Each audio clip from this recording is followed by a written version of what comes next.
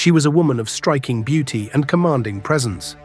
Her dark, coal-lined eyes held an intensity that could unsettle even the most hardened warrior. Her long, flowing robes, woven with the finest Tyrian purple, marked her as a queen of both wealth and power. With a crown atop her head and gold adorning her wrists, she walked the halls of Israel's palace not as a submissive wife, but as a ruler in her own right. Jezebel was not merely a queen, she was a force of nature.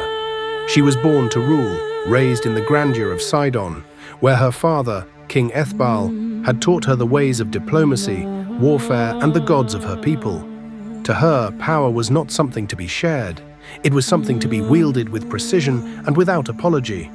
She was intelligent, cunning, and unyielding, with a mind that could navigate the complexities of court politics as easily as a ship sailed the Mediterranean.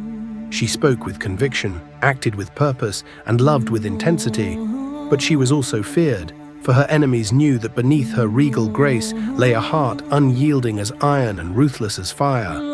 And it was with that fire that she would reshape Israel's destiny.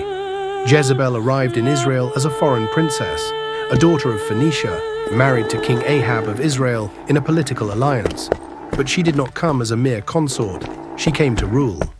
With her came her gods, Baal, the storm god, and Asherah, the goddess of fertility, whom she worshipped with unwavering devotion.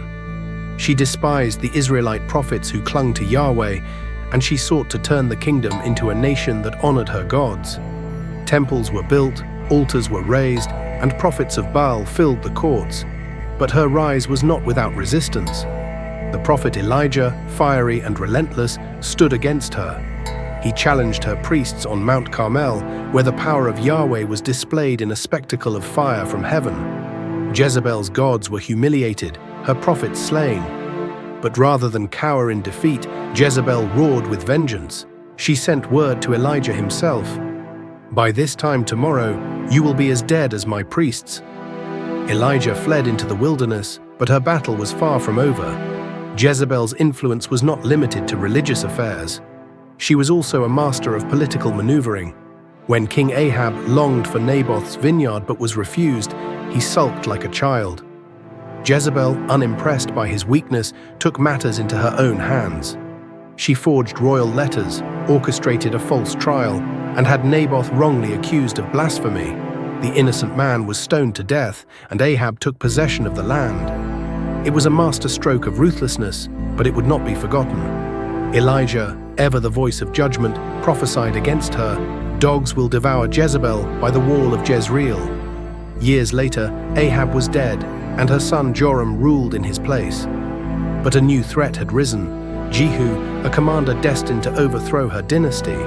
When Jehu rode into Jezreel, Jezebel did not run, she did not beg. Instead, she prepared for her final stand.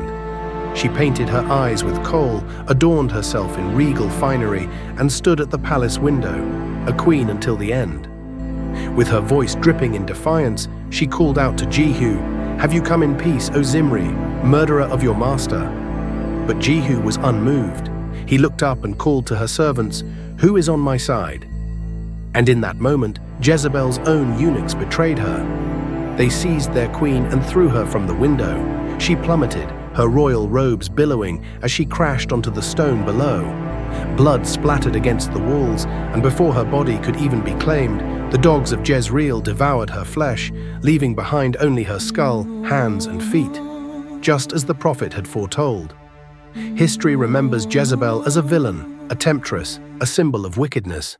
But she was also a queen who refused to be silenced, a woman who ruled with strength in a world that sought to suppress her. Was she truly wicked, or was she simply too powerful for her time? Either way, her name still echoes through the ages, a whisper of power, defiance, and tragedy.